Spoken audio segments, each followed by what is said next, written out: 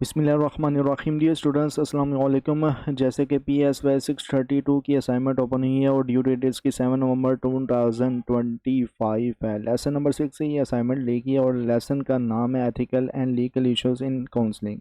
Topic जो है वो अनएथिकल बिहेवियर को कवर किया गया है इस असाइनमेंट के अंदर।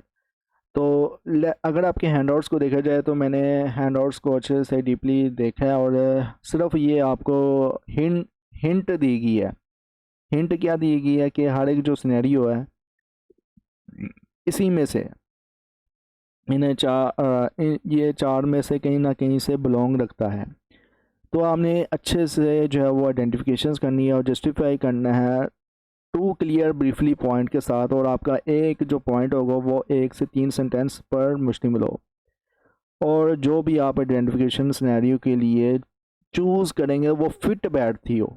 ओके, असाइनमेंट के सलूशन की तरफ आते हैं। और वीडियो को स्टार्ट करने से पहले मेरी रिक्वेस्ट है उन व्यूवर्स है और साइकोलॉजी के स्टूडेंट्स से जिन्होंने अभी तक साइकोलॉजिस्ट कम्युनिटी यूट्यूब चैनल को सब्सक्राइब नहीं किया तो kindly please psychologist community YouTube channel को सब्सक्राइब कर दें, वीडियो को लाइक करें, क्लासमेट के साथ शेयर करें।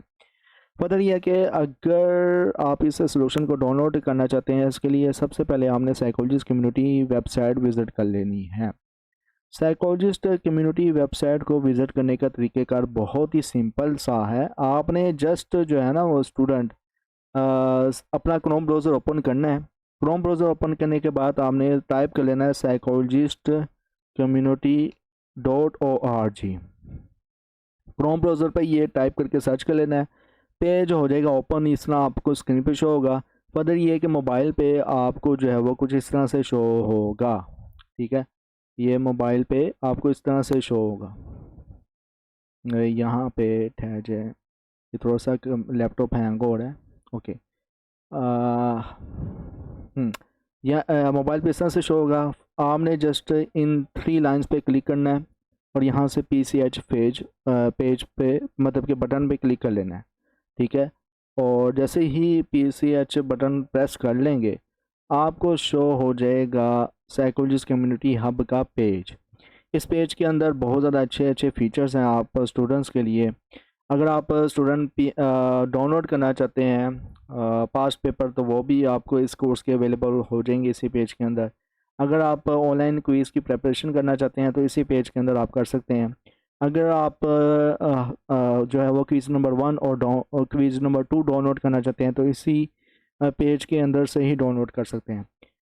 फर्दर ये कि असाइनमेंट का सलूशन भी डाउनलोड कर सकते हैं। फर्दर ये कि हैंडआउट्स इंशाल्लाह फ्यूचर में अवेलेबल होंगे। LMS हैंडलिंग की सर्विस भी बुक कर सकते हैं और क्विज़ नंबर 1 और 2 भी अपलोड कर सकते हैं ताकि दूसरे स्टूडेंट्स की हेल्प हो सके। सबसे पहले मैं सलूशन आप किस तरह से डाउनलोड कर सकते हैं यह प्रोसीजर आप स्टूडेंट्स को बता दूँ।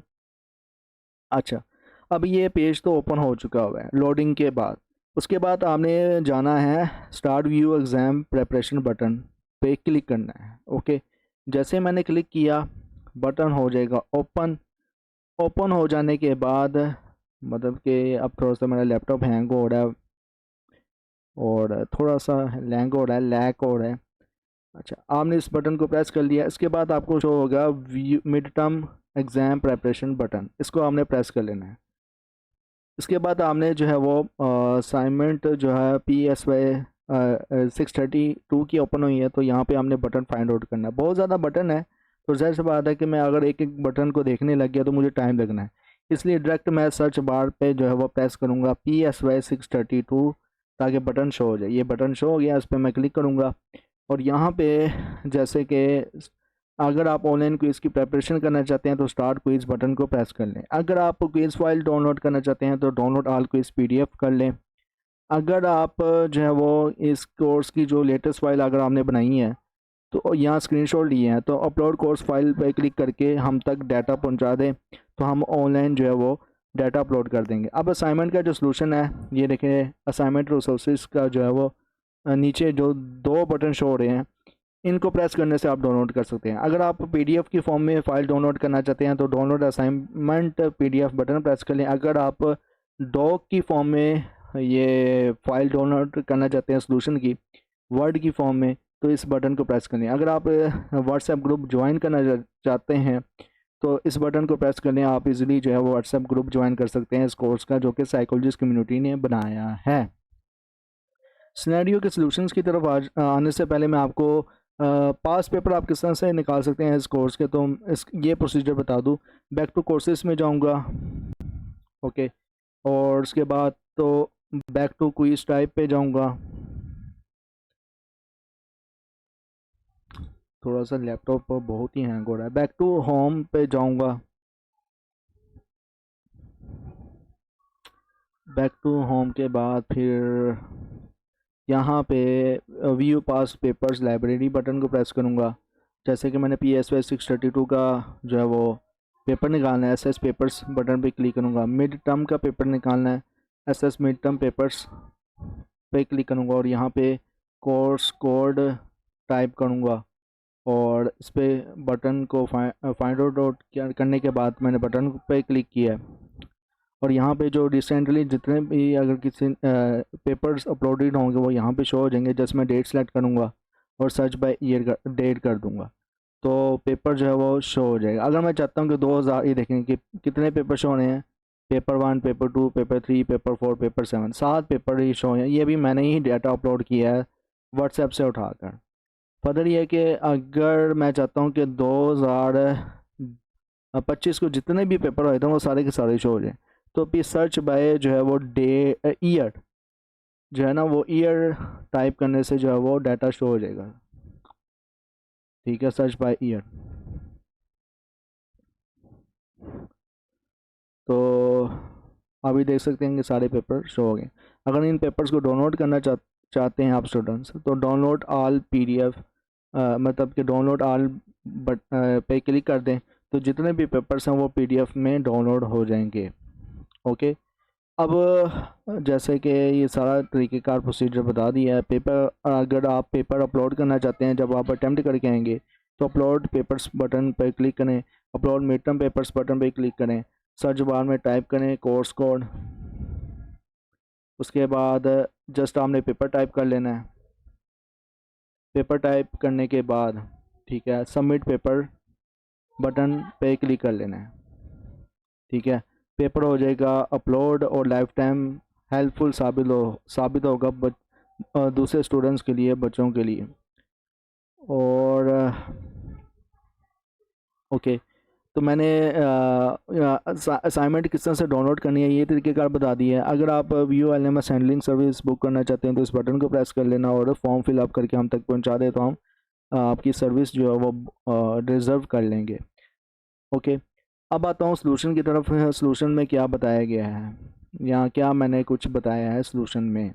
ओके, तो ये थोड़ा सा टाइम ले रहा है PDF। ओके, सॉल्यूशन की बात करें तो इसमें ना सॉल्यूशन मतलब कि सिनेरियो नंबर 1 है, ये है कि एक काउंसलर जो है वो रिकॉर्ड करता है शॉर्ट वीडियो क्लिप का जो क्लाइंट का और डिस्क्राइब करता है कि वो उसकी रिकवरी हो रही है और पोस्ट करता है इंस्टाग्राम में।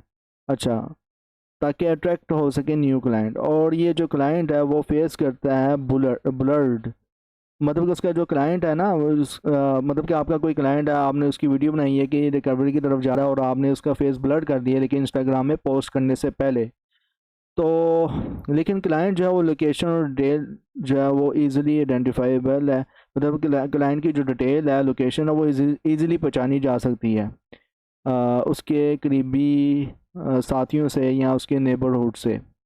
तो ये वायलेशंस ऑफ कॉन्फिडेंशियलिटी है। ज़ाहिर सी बात है कि आपकी आवाज़ भी रिकॉग्नाइज हो सकती है, जैसे कि मेरी आवाज़ है, मेरी आवाज़ भी रिकॉग्नाइज हो सकती है। और ये जस्टिफिकेशंस में मैंने यही कुछ क्लियर किया है कि कॉन्फिडेंशियलिटी की वायलेशंस होना इस तरह से करना, ये सिनेरियो नंबर 1 डिफ़ाइन करता है। फर्दर ये कि जो एक्शन लिया जाए इस वायलेशंस को लेकर, तो ये 2 पॉइंट्स मैंने जस्टिफिकेशन में बस इस तरह से वाज़े कर दिए। उसके बाद एक क्लिनिशियन है वो इनरोल करता है पायलट रिसर्च में एज अ ट्रायल और न्यू थेरेपी जो है अप्रोच करता है बगैर किसी वजाहत के स्टडी पर्पस के लिए, और रिस्क जो होते हैं या क्लाइंट की जो वॉलंटरी राइट होते हैं वो उससे क्लाइंट को निकाल देते हैं। और ये जो होता है क्लाइंट के लिए, और क्लाइंट को परमिशन भी नहीं देता। तो ये लैक ऑफ इन्फॉर्म कंसेंट है। ज़ाहिर सी बात है कि जब आप इनरोल करते हैं क्लाइंट को एक रिसर्च के लिए तो उसको मुकम्मल जो है वो पता होना चाहिए कि क्या क्या रिसर्च में हो रहा है। अगर उसको स्टडी पर्पज़ के लिए इस्तेमाल कर रहे हैं, तो कौन कौन से रिस्क होते हैं वो भी क्लाइंट को बताओ। कौन कौन से क्लाइंट का काम होगा रिसर्च के दौरान वो भी क्लाइंट को बताओ। कुछ भी ना छुपाओ एक्सपेरिमेंट में, रिसर्च में। तो ये लैक ऑफ इन्फॉर्म्ड कंसेंट में आता है।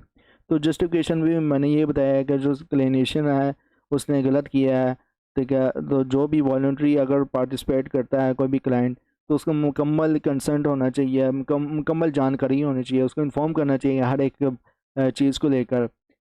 कुछ ऐसे फैक्ट्स होते हैं जो जिनका बताना ज़रूरी होता है ताकि क्लाइंट्स की डेथ के करीब वो एक्सपेरिमेंट ना पहुंच जाए।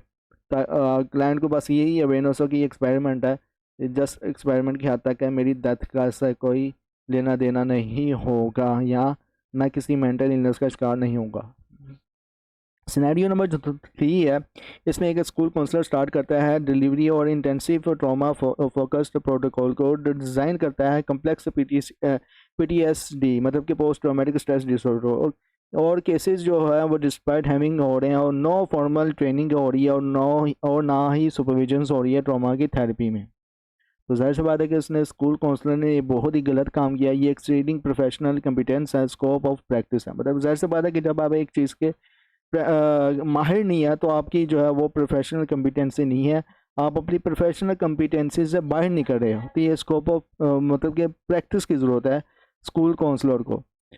बगैर किसी प्रैक्टिस के जो है वो उसने स्टार्ट कर दी है ट्रॉमा फोकस्ड प्रोटोकॉल को, और सामने एक कम्प्लेक्स PTSD थेरेपी स्टार्ट कर दी है, और फॉर्मल ट्रेनिंग की फॉर्मल ट्रेनिंग भी नहीं है स्कूल काउंसलर को, ना ही उसकी सुपरविजन हो रही है ट्रॉमा थेरेपी में स्कूल काउंसलर की, कि वो जिसको भी वो बच्चे को दे रहा है ट्रॉमा थेरेपी, तो ज़ाहिर सी बात है कि अंडरग्राउंड होना चाहिए किसी सीनियर के, तो तभी जो है वो थेरेपी काम करती है। आफ्टर सेशन जो क्या होता है कि क्लाइंट जो है वो रिपोर्ट करता है कि वो डिस्ट्रेस का शिकार हो रहा है जो कुछ भी स्कूल काउंसलर ने किया है। तो ये एक्सीडिंग प्रोफेशनल कंपिटेंस है वायलेशंस की। और जाहिर सी बात है कि जो भी आप एथिकल कोड के मुताबिक यही होता है कि जो भी काउंसलर है ना, जो भी काम करे अपनी सर्विस की हद तक करे जो उसकी सर्विसेज में शामिल है, ना कि ओवर कॉन्फिडेंट हो या अपनी सर्विसेज से बाहर निकल कर।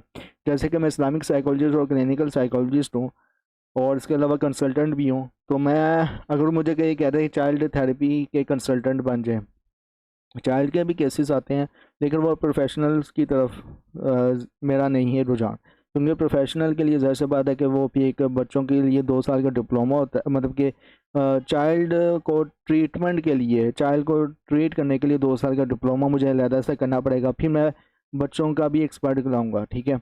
तो ये इस तरह से प्रोफेशनल की डिग्री भी होती है। तो तब आपका जो वो ये मतलब कि जो भी होगा, आपको जो भी प्रोफेशनलिज्म स्टार्ट करना चाहे तो प्रोफेशनल डिग्री भी होनी चाहिए आपके पास।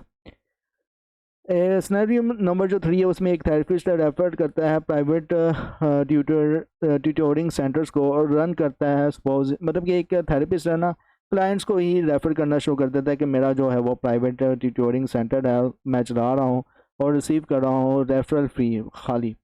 और जो थेरेपिस्ट है वो डिस्क्लोज़ करता है फाइनेंशियल रिलेशनशिप को क्लाइंट के साथ। तो ज़ाहिर सी बात है कि ये कन्फ्लिक्ट ऑफ इंटरेस्ट है, और ज़ाहिर सी बात है कि क्लाइंट का तो इंटरेस्ट नहीं है, लेकिन उससे कह रहा है कि भाई आओ, आप मेरा रेफरल इस्तेमाल करना, आप मेरे क्लिनिक को विज़िट करें, हमसे ट्यूशन क्लासेस लें तो आप इंशाल्लाह आपकी मेंटल अवेयरनेस इंक्रीज़ होगी, एक्सेट्रा। तो ये जो सिनेरियो रिप्रेजेंट करता है कन्फ्लिक्ट ऑफ इंटरेस्ट को, क्योंकि थेरेपिस्ट जो है वो फाइनेंशियल इंसेंटिव्स ले रहा है, मतलब कि रेफरल फ़ी ले रहा है कि मैं एक ट्यूटरिंग सेंटर जो है वो चला रहा हूँ, तो तेरी मेहरबानी होगी हमें डोनेशन करें, फंड्स करें। तो ये जो सारे चीज़ें होती हैं ये कन्फ्लिक्ट ऑफ इंटरेस्ट में भी आती हैं। फर्दर ये कि ये पर्सनल इंटरफेयर्स में भी आ जाती है कि अपना सेल्फ मोटिव रख कर पैसे बटोरना। ओवरऑल जस्टिफिकेशन में मैंने यही कुछ बताया। तो ये था सोल्यूशन, और कैसे लगा कमेंट्स में लाजमी बताएं। इंशाल्लाह मिलते हैं जल्द किसी असाइनमेंट सोल्यूशंस की वीडियो में या आपके कोर्स रिलेटेड वीडियोस में। Till then thank you so much, अल्लाह हाफिज़।